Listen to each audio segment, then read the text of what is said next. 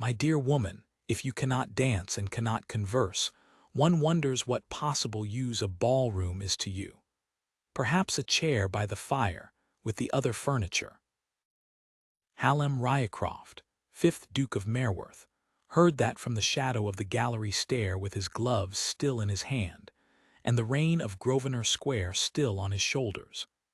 And for the space of one breath, the whole glittering room went perfectly silent to him, the way a battlefield is said to go silent before a man does something he cannot take back. He had come straight from the Lord's. He was 2 hours late to his own grandmother's ball, which was the ball at which his wife of 4 months was to be presented to London for the first time, and the man speaking was Lord Brackwell, and the woman with her back to the gallery stair, standing very straight with one hand on the silver head of a plain blackthorn cane, was Elspeth. Hallam's grip closed on the banister until the wood complained. He did not go down. Afterwards he could never entirely account for that, except that he saw his wife's shoulders settle, and he knew that particular settling. He had seen it the day the Mereworth Tenants Committee tried to talk over her, and the day the bishop's wife asked whether the estate school might not be better managed by a man. "Lord Brackwell," said Elspeth, in a voice that carried without being raised, "you have mistaken the sequence of events, so allow me to set it straight for the company, since they are listening. I did not say that I could not dance. I said that I would not dance while you were being uncivil to Miss Hobbs." A ripple went round the nearer part of the room. Somebody's fan stopped.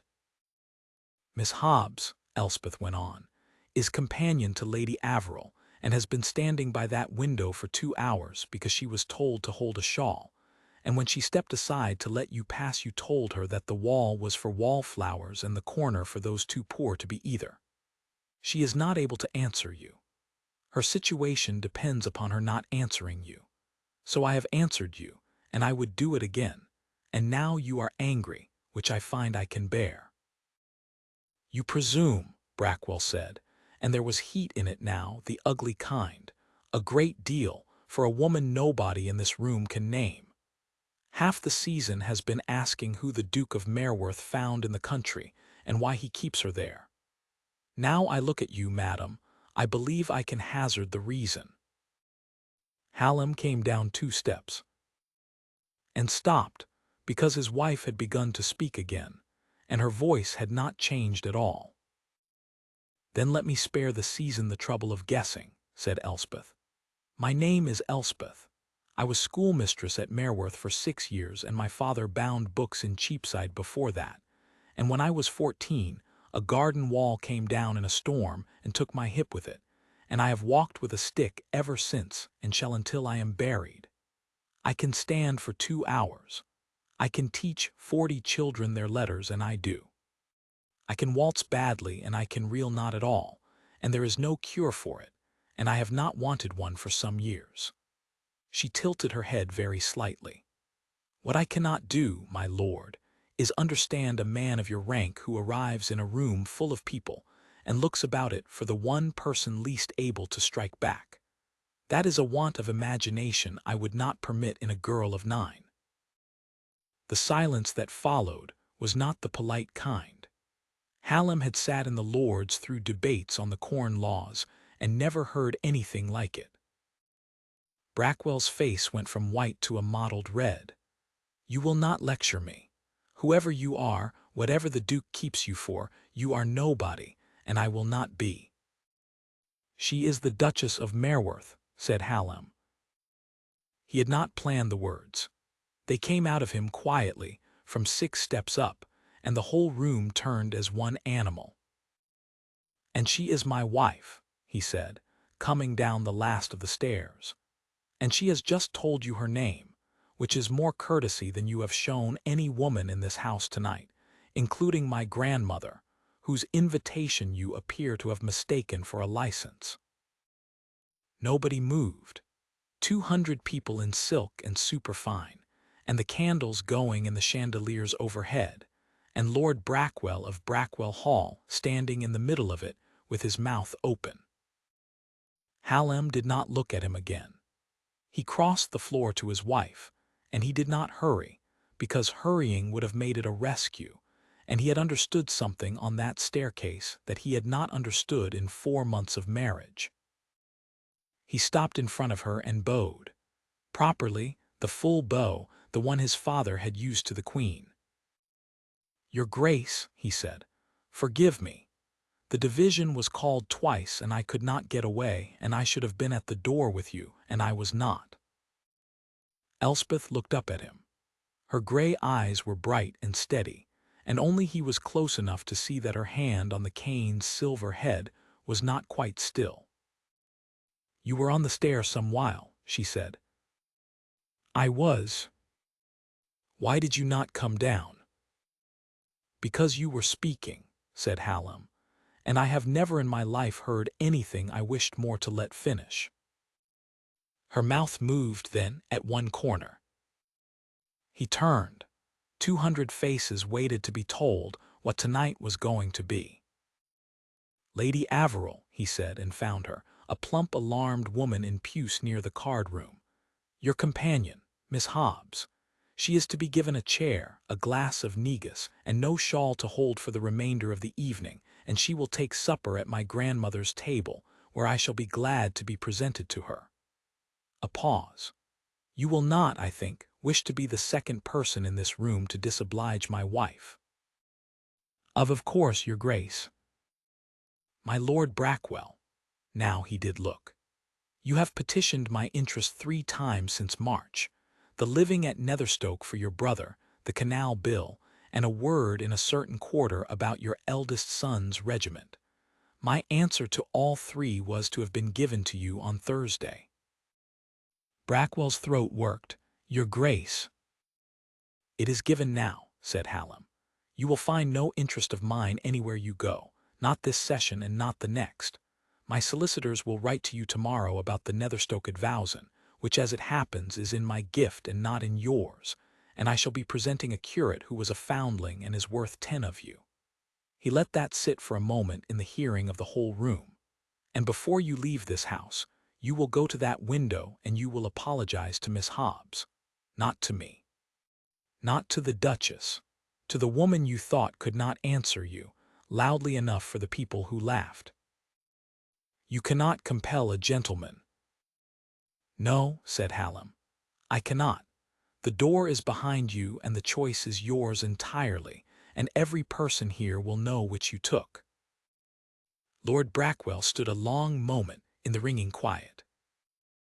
Then he turned and walked to the window, and it was not gracefully done, and his voice shook, but he did it, and Miss Hobbs, 29 years old and a companion since she was 19, received in front of 200 people the first apology of her working life. The orchestra, which had been frozen with its bows up for some minutes, was signaled by an elderly dowager in the corner and began, hastily, a quadrille. Hallam offered his wife his arm. "You have ruined a man's season in 4 minutes," Elspeth murmured as they went out through the pillars towards the cooler air of the conservatory. "And mine, I fear, is only beginning." "Yours has not been touched." "My love, they will talk of nothing else for a fortnight." "They will talk," said the Duke of Mereworth, "of a bookbinder's daughter who told an earl's son that he wanted imagination, and was right, and did it without once raising her voice." He looked down at her. "Let them. It is the best hour's work done in this house in 30 years." The conservatory was warm and smelled of orange trees and wet stone.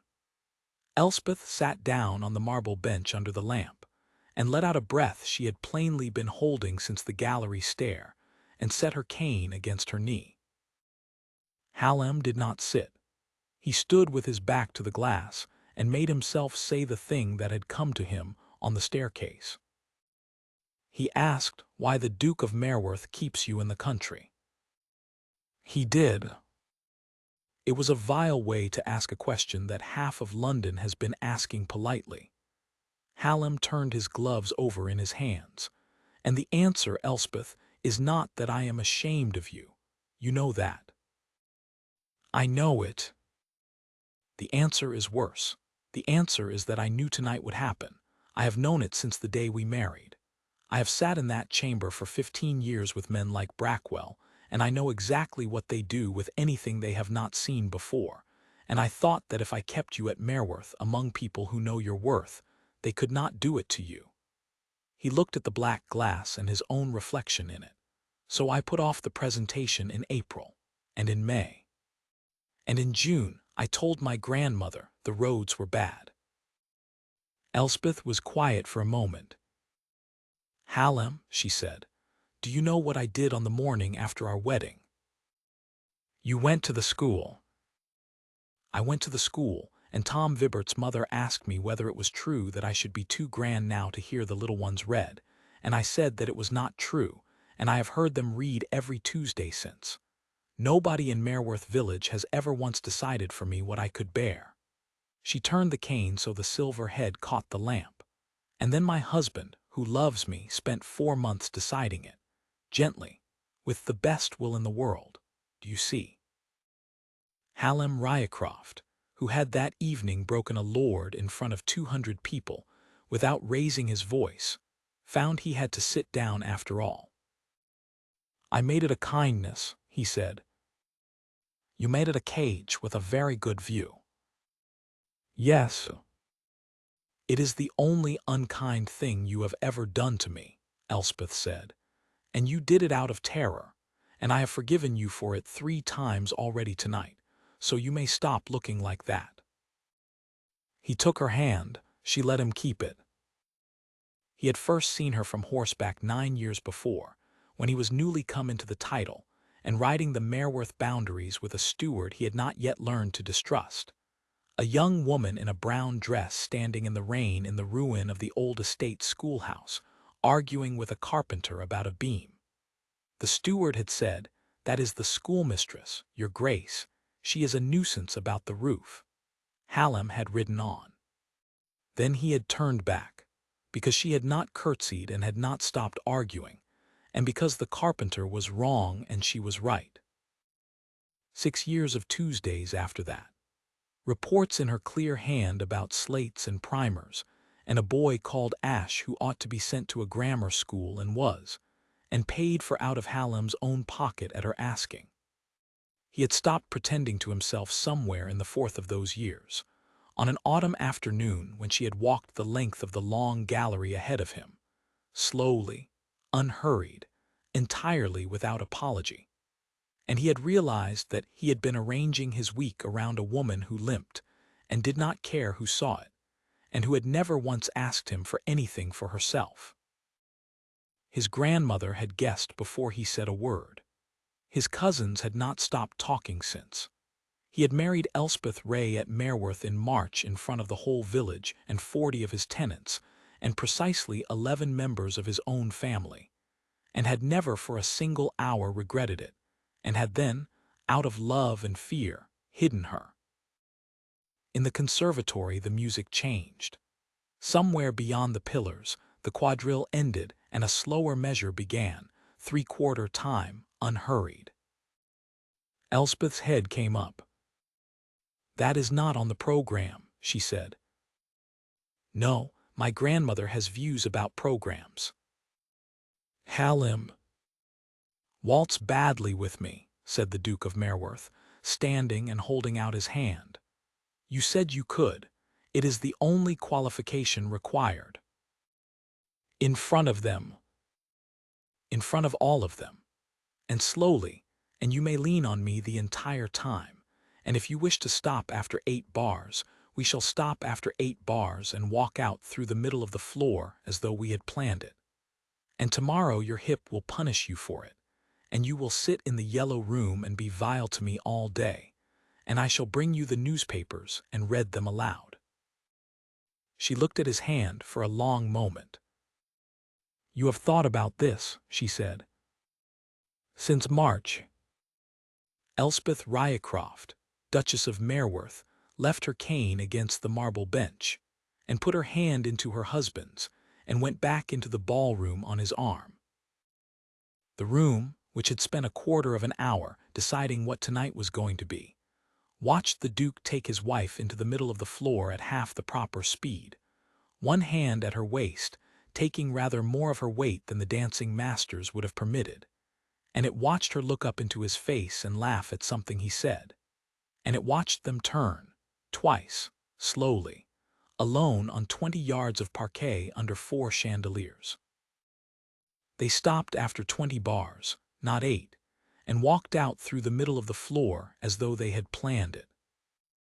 The applause began somewhere near the card room with an old admiral and went round the whole room in a wave, and Hallam thought that London was the most fickle place on earth, and that he would take it, tonight, and be grateful.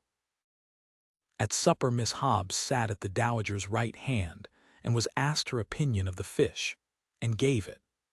By the following Thursday she had received 2 offers of better situations, and had taken the one at Mereworth, where the Duchess wanted a second pair of hands for the school and a woman who knew how to hold a room while holding a shawl.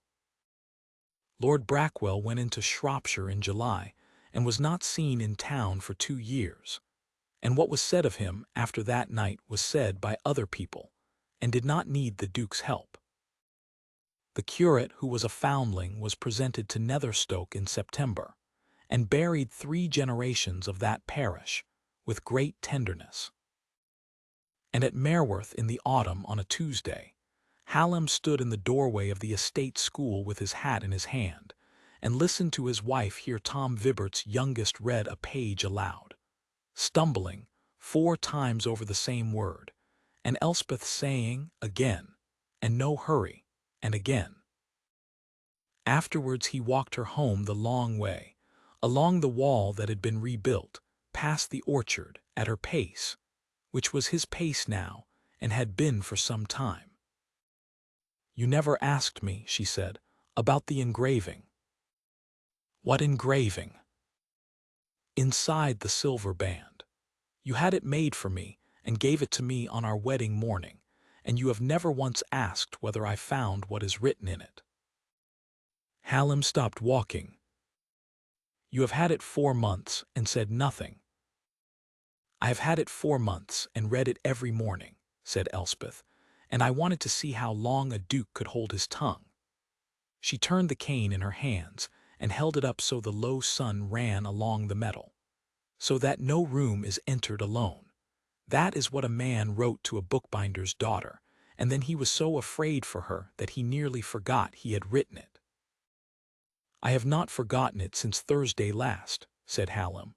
"I do not intend to again." "No," she agreed, "you do not." She took his arm. "Although you should know that I can enter any room in England alone, my love, and did and shall." "I know it. I would simply rather not." He put his hand over hers where it lay in the crook of his arm, and they went on along the wall in the last of the light, unhurried, the whole slow length of it. And the Duke of Mereworth thought that of everything he had been given by blood and by fortune, and by the accident of a great name, the thing he would have gone to any lengths to keep was the sound of a stick on gravel keeping time beside him, all the way home.